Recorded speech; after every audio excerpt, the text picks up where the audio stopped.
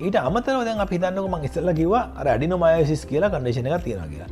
මේ ඇඩිනොමයොසිස් කියන කන්ඩිෂන් එකේදී වෙන්නේ ගර්භාෂයේ මුළු ඔක්කොම මාංශපේශි ඇතුළට රුධිරය කාන්දු වීම නිසා ඒක ඉදි වෙනවා. ඒතකොට මේකෙදී අපිට ගෙඩියක් කියලා අයින් කරන දෙයක් නෑ. අයින් කරනවා නම් මුළු ගර්භාෂය බිත්ති ඔක්කොමත් ඒ ගර්භාෂයම අයින් කරන්න ඕනේ. හැබැයි ඒක අපිට ප්‍රායෝගික වෙන්නේ නෑ. අම්මට දරුවෝ නැත්තම් දරුවෝ ගැබක් ගැන බලාපොරොත්තු වෙන අම්මා කෙනෙකුට. ඒ වගේ අවස්ථාවක අපි කරන්නේ මේකේ වැඩිම ඝනකම තියෙන කොටස අපි වෙජ් එකක් වශයෙන් අපි අර චීස් චීස් වෙජ් එක කපනවා වගේ ඒ වෙජ් එකක් කපලා අයින් කරලා අපි නැවත ප්‍රසංස්කරණය කරනවා ගර්භාෂය.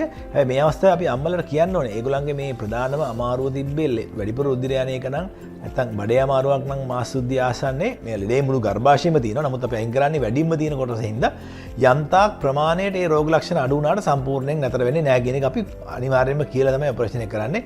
උදාහරණයක් කිව්වොත් එයාට දැන් කැක්කුම තිබ්බනම් 100%ක් ඒකෙන් අපිට අයින් කරපු ප්‍රමාණයට සාපේක්ෂව ඒ ඝනකම් වෙච්ච කොටස මාංශපේශී වේදනාව අඩු වෙනවා. සමහර 50ක් වෙන්න පුළුවන්, සමහර 40ක් වෙන්න පුළුවන්.